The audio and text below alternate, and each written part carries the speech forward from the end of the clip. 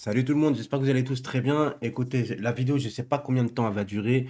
J'ai envie de faire une vidéo où on va établir les joueurs qui doivent partir, les dirigeants qui doivent partir. On va prendre notre temps.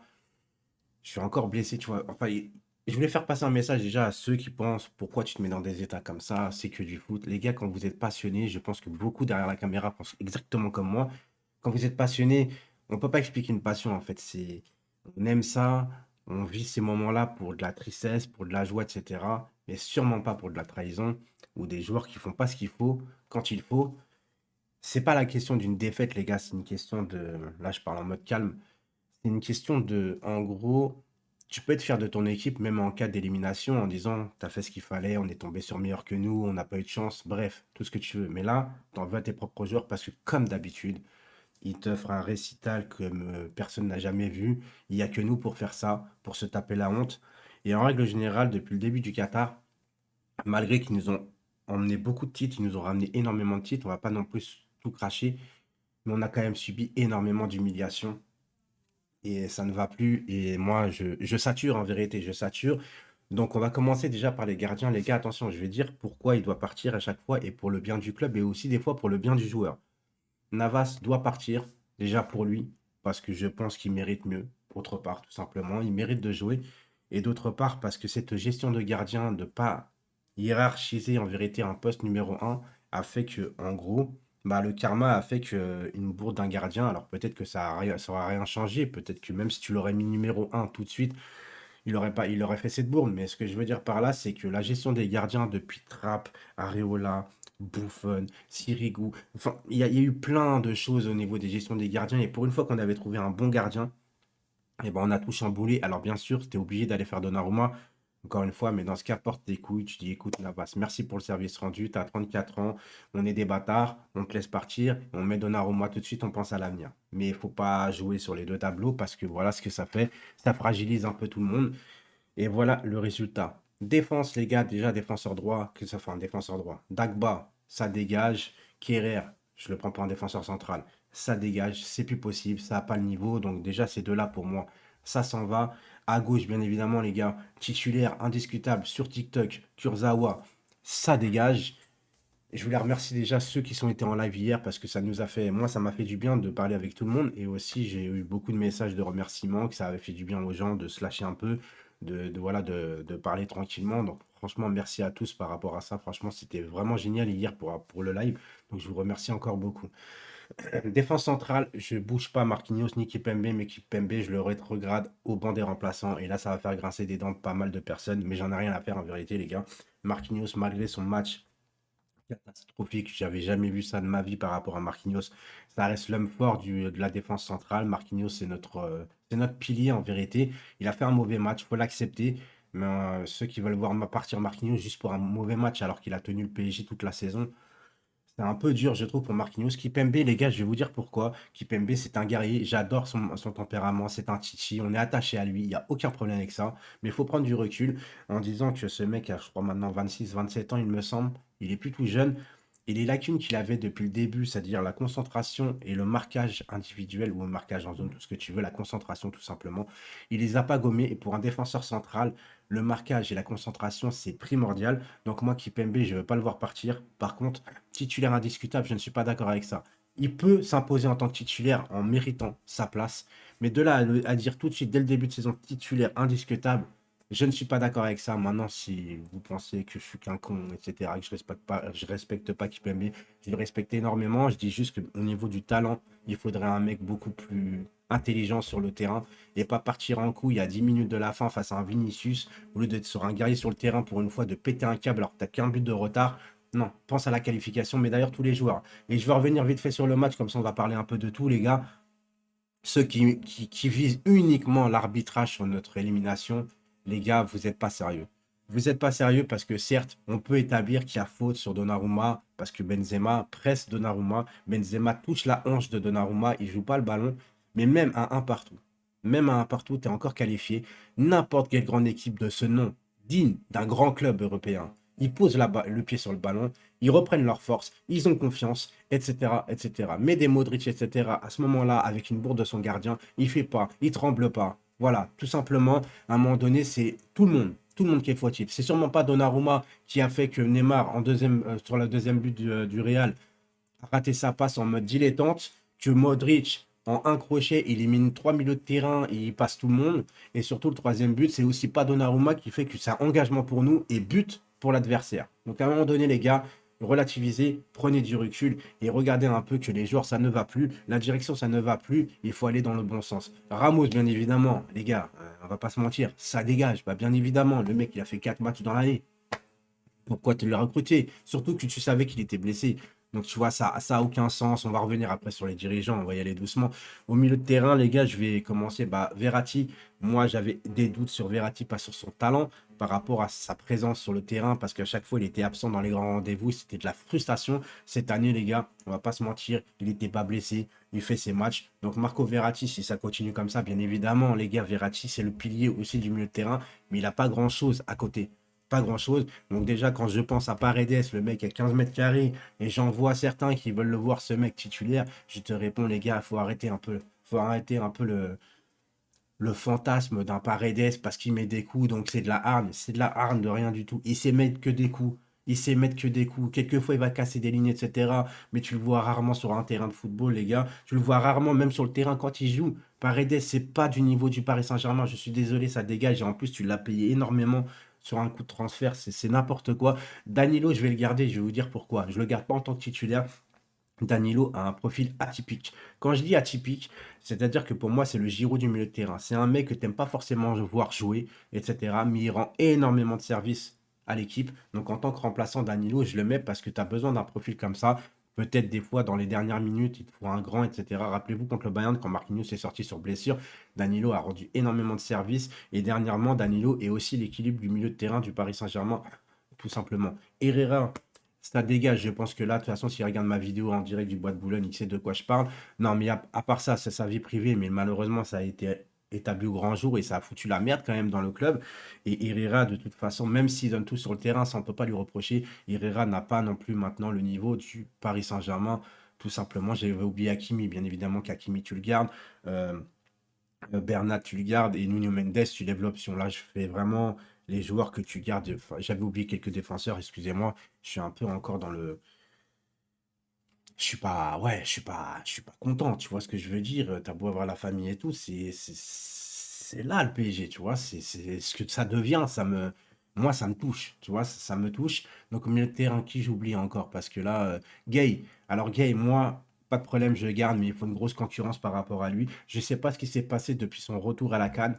Mais il a dû se passer quelque chose parce que déjà, il n'avait pas joué à son retour, alors que tous les Sénégalais, eux, avaient joué dans tous leurs clubs. Donc, j'ai pas compris. Et il n'était pas titulaire au match retour contre le Real.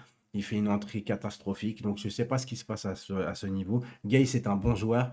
Est-ce que je peux dire que Gay doit être un titulaire indiscutable au Paris Saint-Germain? Je te dis que non. Certains vont me dire, mais t'es fou. Non. Gay, il reste quand même un peu irrégulier. J'adore Gay, j'adore son tempérament. Pour moi, on a besoin d'un Gay, mais on peut trouver mieux. Maintenant, si tu mets Gay, Verratti et un gros autre milieu de terrain, ça passera. On va passer aux attaquants parce que je sais même plus si j'ai encore oublié des milieux de terrain. C'est pas grave. Si j'ai pas pris de notes et tout, les gars, c'est à l'arraché. Je lance comme ça et puis on y va. Tu vois ce que je veux dire? En attaque, alors là, ça va être la débandade. Ça va être la débandade. Moi, au gros, Icardi. J'appelle moi au gros parce que je suis désolé. Ah, je juge le physique. Non, non, non. Non, parce que c'est des sportifs. Ils doivent être au niveau. Moi, je mange beaucoup. Je suis youtubeur. J'ai pas à avoir un poids régulier. Tu vois ce que je veux dire? Voilà. Moi, je me dois juste de faire des vidéos. Eux, ils se doivent de jouer au foot et être intransigeants avec leur physique par rapport à tout donner sur un terrain de football et à être performant. Ce n'est pas le cas d'Icardi. En plus, on n'a pas oublié la fameuse histoire avec Wanda, avec ces histoires de tromperie, je sais pas quoi, qui a fait que ce mec a mis la vie privée au-dessus de sa vie professionnelle, car un match de Ligue des Champions contre Leipzig, il me semble, et ben le mec, il était même pas dans le groupe. Voilà, il a eu 3 jours, bah vas-y, c'est lui qui fait la faute, et en plus, c'est lui qui doit. Enfin, bref, c'est pas grave, c'est la direction. On y viendra, on va y venir tranquillement, les gars. Donc, Icardi, ça dégage. Di Maria, vous savez très bien, l'homme que je respecte beaucoup. Di Maria, ça pour moi été. Il a fait des grands matchs, que ce soit contre le Barça, contre le Real. Contre City, rappelez-vous, l'année dernière, c'est pratiquement le seul qui a existé. Contre Naples, c'est lui qui met le but dans les arrêts de jeu, etc., etc. Il nous sort des phases de poule, hein. N'oubliez pas qu'on aurait pu être éliminé contre Naples, contre le Barça doublé, meilleur passeur en activité du PSG.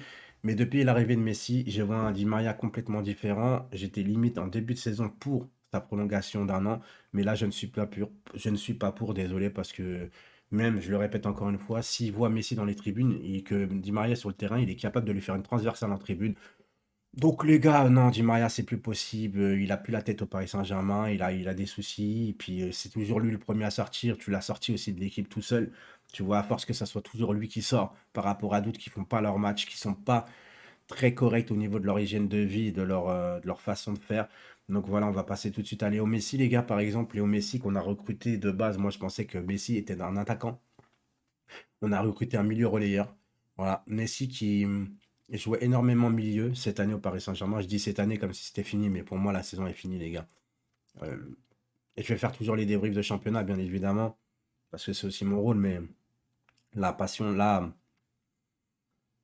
hype n'y est plus, tout simplement. Et je pense qu'il y en a beaucoup comme moi, de toute façon, donc je vais même pas vous expliquer pourquoi je suis comme ça. Euh, Messi, milieu relayeur.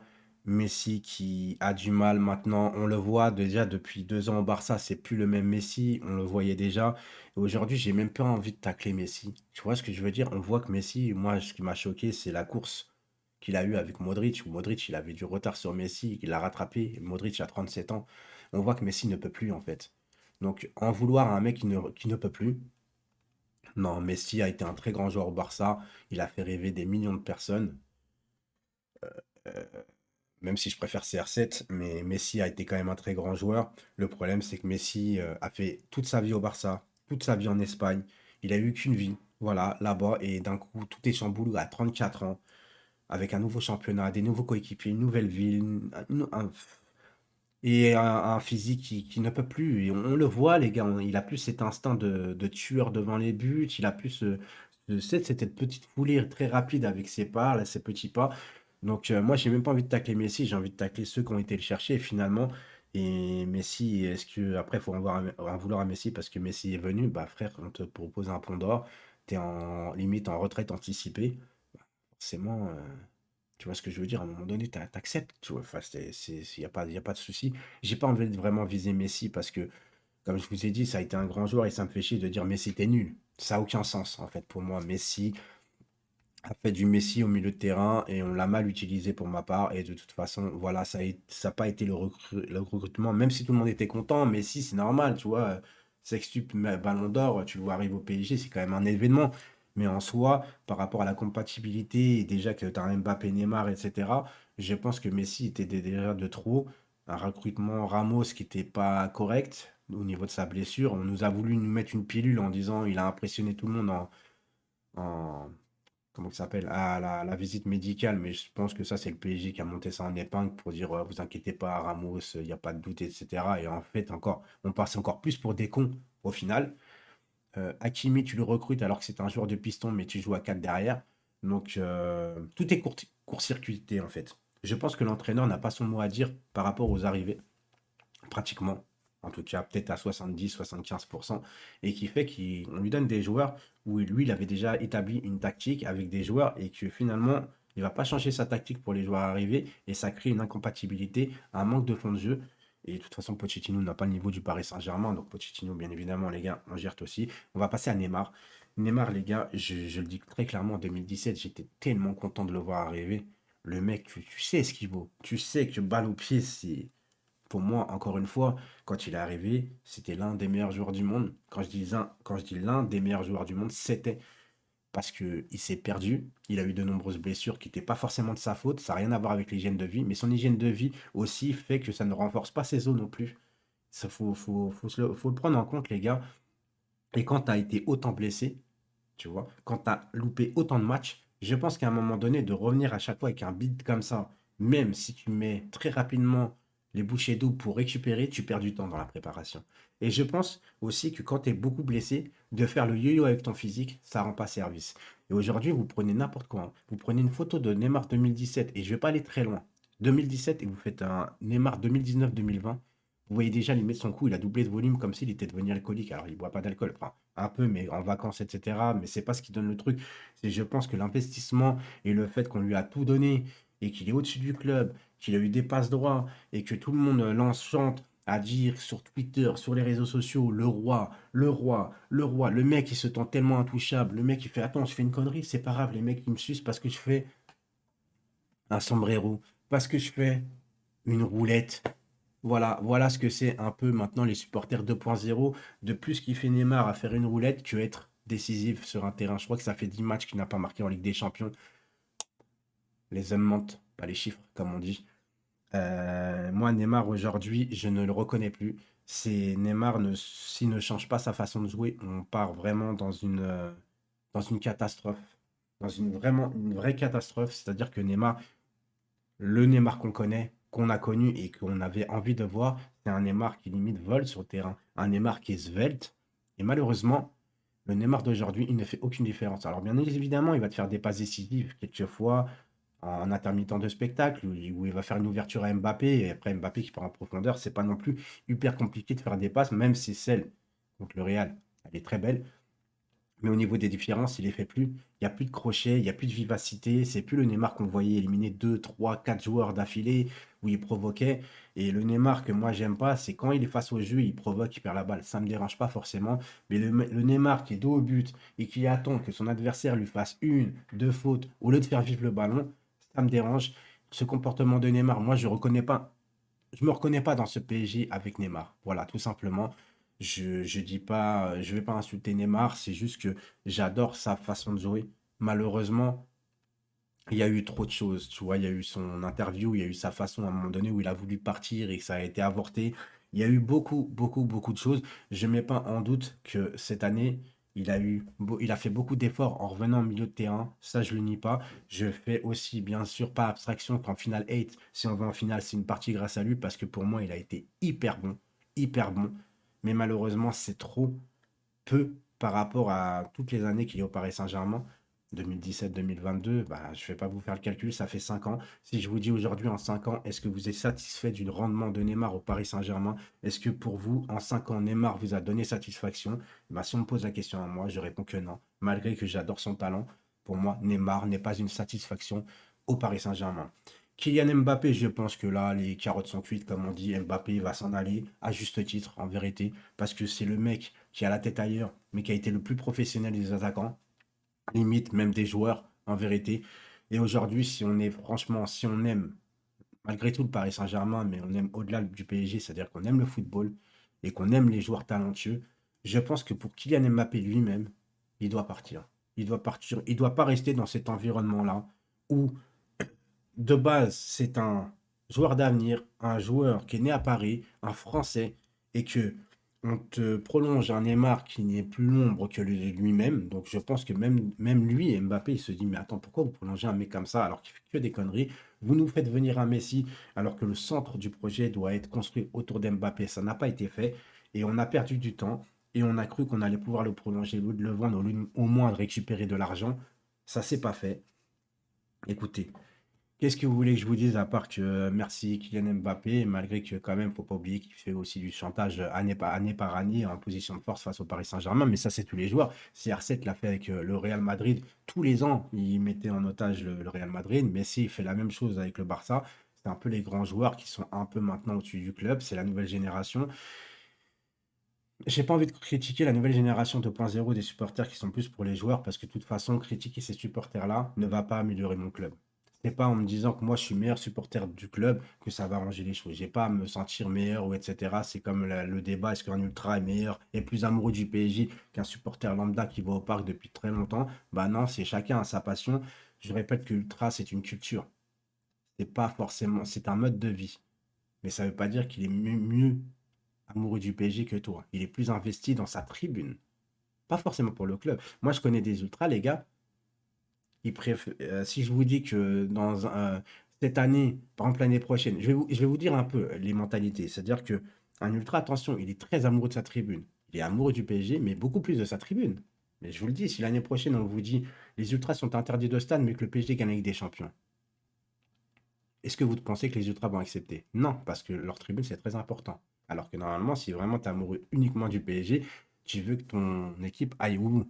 Donc non, c'est juste une parenthèse, c'est juste que moi, je remercie énormément les Ultras, je les ai suivis de 93 à 2010 au Parc des Princes, j'allais avec eux dans les tribunes, mais je me suis jamais proclamé Ultra, parce que c'est une culture, il suffit pas d'avoir un pull Ultra pour se sentir Ultra, tout simplement. Il faut faire les déplacements, il faut faire des sacrifices, et moi, j'étais pas prêt à faire ça, j'allais voir le PSG, et j'avais besoin aussi de voir les matchs, parce que quand tu es Ultra, ou même dans les tribunes Auteuil, tu vois pas beaucoup de matchs. C'est une façon de voir les choses, tout simplement. Mais big up aux Ultras parce que sans eux, il n'y a plus d'ambiance. Voilà. Donc, big up à tout ce qu'ils font. Et c'est voilà, c'est très, très respectueux de leur part. Les dirigeants, on va passer d'abord par Leonardo, les gars. Leonardo, son retour pour moi a été mauvais, avec beaucoup de com, beaucoup de. Aucune lucidité. Quand ça va pas, c'est toujours la faute des arbitres. Quand ça va pas, c'est toujours la faute de tout le monde, sauf de nos propres joueurs. Et à un moment donné, je pense que faut aussi donner la responsabilité des joueurs. On a assez tapé sur Pochettino. Je pense que contre le Real, Pochettino, il a fait sa compo. On a réussi 3 mi-temps sur 4. Et la bourde de Donnarumma, c'est pas Pochettino qui est sur le terrain. Normalement, c'est aux joueurs. C'est bon, c'est pas leur père non plus. Tu vois ce que je veux dire? On a des joueurs d'expérience, que ce soit Verratti, Neymar, etc. C'est des grands garçons, les mecs. C'est des grands garçons. Ils n'ont pas besoin de leur père à côté pour dire comment faire pour manger, etc. Là, tu sais que tu as un partout, tu es qualifié, tu dois continuer. Donc Pochettino, il est tellement responsable de beaucoup de choses. D'ailleurs, il a voulu partir en début de saison. Ça a été déjà pour moi problématique. Il a mis plus d'un an, ouais, à trouver un appart. Ça, c'est compliqué. Enfin, une maison, bien évidemment. Donc voilà. Mais Leonardo, les gars, ça doit bouger. Il s'entend jamais avec personne. Il est en clash avec beaucoup de personnes apparemment. Je vais pas commencer à prendre les mots de Romain Molina parce que je sais que il est beaucoup dans l'intérieur. Il connaît beaucoup de monde, voilà. Mais il y a aussi peut-être, il en rajoute un peu. J'en sais rien. Tu sais, je connais pas le personnage. Je sais qu'il connaît beaucoup de choses. Il se connaît au niveau de l'organigramme, etc. Il a des dossiers en béton. Maintenant, je vais pas prendre, enfin, je veux pas reprendre les mots de certains, je veux juste savoir, moi, ce que je vois sur le terrain et au niveau de la gestion humaine. On va parler de la gestion des joueurs par rapport à la direction. Il faut savoir que c'est la culture Qatar, les gars. Déjà, la culture Qatar, quand vous avez vu la préparation pour la Coupe du Monde, les stades, etc., vous savez très bien, déjà, quand tu arrives au Qatar, apparemment, déjà, on t'enlève ton passeport. Pour repartir, on te redonne ton passeport. Vous avez bien vu que des fois, là-bas, bah, on t'enlève ton passeport et si tu veux partir sans indemnité, on te met en otage. Tu réclames ton argent parce que tu peux plus, tu t'es viré, etc. En tant qu'entraîneur, il y a beaucoup d'entraîneurs au Qatar, les gars qui ont réclamé de l'argent, ils n'ont pas voulu le payer. Ils n'ont pas voulu payer les entraîneurs. Ils ont dit, bah, si tu veux partir du Qatar et rentrer chez toi, on te redonne ton passeport, mais en échange, on ne paye pas. C'est la gestion humaine du Qatar, c'est une culture complètement différente de la nôtre, faut se le dire. Et rappelez-vous déjà la gestion humaine avec Sirigu. Sirigu, on arrive avec Trapp, on prend de la merde comme Sirigu, salut. Alors que Trapp, il a fait des bourdes monumentales derrière. Il y a eu la gestion Lucas. Lucas, moi j'ai toujours dit que c'était un Lucas, c'était un mec fulgurant, mais qui n'avait pas d'intelligence de jeu, tu vois. Et j'ai toujours dit que ce mec, malheureusement, il nous fait kiffer sur ses petites chaloupées, mais que ça va pas être devenir un joueur exceptionnel du PSG. Et le problème, c'est que la meilleure saison qu'il fait au PSG, l'année d'après, il est rétrogradé sur le banc. Sous aucun prétexte, rien du tout. Il y a eu l'affaire Néné. Je suis désolé, tu arrives à faire venir Pastore. Néné est rétrogradé sur le banc tout de suite. Sans aucune explication, alors que Pastore n'avait encore rien prouvé. Alors, on a adoré Pastore, il n'y a pas de problème, mais Néné, il a assez prouvé au Paris Saint-Germain, tu vois ce que je veux dire? Et quand on a fait venir Di Maria, écoutez bien, c'est la même chose. On a fait venir Di Maria, Pastore, l'année d'avant, il a été élu homme du PSG de l'année. D'accord? Par les supporters et même par les clubs, par tous ces trucs. Di Maria est arrivé, Pastore sur le banc. Et à un moment donné, bah, Pastore, c'est à partir de ce moment-là qu'il a commencé à se blesser. Parce qu'avant, il ne se blessait pas. Donc, des fois, les blessures, c'est aussi mental. C'est aussi mental. Et quand je parlais de Neymar tout à l'heure, j'avais oublié, mais tu sais, la façon de se coucher tard, de jouer à Twitch, de jouer au poker, un peu de limite de faire un football secondaire. Voilà, c'est compliqué. Pour moi, Neymar et Messi, aujourd'hui, les gars, le football, ça devient limite secondaire. Ils ont plus la tête comme avant. C'est plus des mecs qui ont en mode carrière, hein. C'est fini, tu vois. Et les mecs que je veux voir bouger, ils partiront pas, malheureusement, parce que, en gros, tous ces mecs-là, vous savez, il y a deux formes de carrière de footballeur. Il y a une forme de carrière compétiteur où tu as envie de marquer de ton histoire, tout simplement, où il y a l'argent qui compte, bien évidemment, mais tu as envie de marquer. Et tu en as d'autres, ils ont un talent, c'est qu'ils arrivent à avoir un gros niveau au football, mais qu'ils n'aiment pas forcément grave le football ou qui veulent pas de carrière. Ils se disent, attends, je suis doué au foot et je vais en profiter pour gagner de l'argent avec. Voilà, comme toi, tu es doué peut-être sur quelque chose et tu en profites pour gagner de l'argent. Ben, les Kurzawa comme ça, ils s'en foutent, ils arrivent dans la trentaine. Pourquoi ils iraient voir ailleurs? Ils s'en foutent de pas jouer. Le mec, il fait des TikTok, il est payé 450 000 euros par mois. Mais si le mec, son projet, c'est de se mettre à l'abri pour plusieurs générations avec ses enfants, etc., bah, le mec, banco, banco. On l'a reprolongé pour. C'est la faute de la direction, encore une fois. Et je vais finir par. Ça fait 25 minutes. C'est chaud quand même. Et je vais finir par, les gars, par Nasser El Khalifi, qui nous a monté en épingle le Paris Saint-Germain sur la haute sphère marketing. Je dis bien marketing. C'est un mec qui vient du tennis, mais qui a toujours aimé le Paris Saint-Germain. On a vu des photos de lui à l'ancienne sur la plage avec un haut du PSG. Je doute pas de son affection et de son amour pour le PSG, mais c'est pas parce que tu es amoureux du PSG et que tu es ami avec Doha, déjà c'est un problème ça, hein, que ça se règle de là-bas et que il n'y a pas quelqu'un sur place qui est tout le temps là. C'est un véritable problème parce que personne ne sait ce qui se passe dans le club et c'est un problème. Donc il suffit pas d'aimer le club et d'avoir un peu des pépettes de Doha pour être compétent au niveau sportif. Moi, j'aime le club, dans ce cas, tu me mets président. Non, je pense pas. On sera encore plus dans la merde. Tu vois ce que je veux dire? Aucune compétence. Donc, Nasser Al-Khalifi, marketing, compétence. Donc, moi, je mets président Nasser dans le marketing. Mais président sportif pour parler terrain, mais quelqu'un d'autre. Mais quelqu'un d'autre. En plus, Nasser, il commence à avoir beaucoup de procès au cul. Il faut faire attention à l'image. Parce que le Qatar, soi-disant, ils pensent beaucoup à l'image.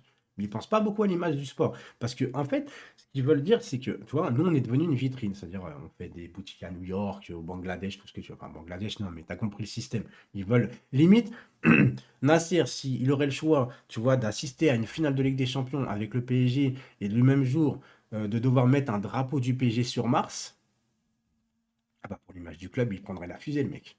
Ah bah oui, alors qu'il n'y a rien de mieux qu'une image d'une équipe qui gagne une Ligue des Champions. Et ça, ils ne le comprennent pas en fait. Tu gagnes avec des champions, tu as gagné la meilleure image du monde. Eh oui, eh oui. Même si tu gagnes sans Messi, sans Neymar, tout ce que tu veux, tu gagnes avec des champions, tu as une meilleure image. Parce que tu es Paris déjà. Paris, c'est déjà une marque. On est déjà trop haut, marketing. Stop, pense terrain. Nasser, le problème, c'est que déjà au début, rappelez-vous quand il est arrivé, ami avec les joueurs, barbecue avec les joueurs. Quand tu deviens ami avec un joueur, comment tu veux l'engueuler après le mec?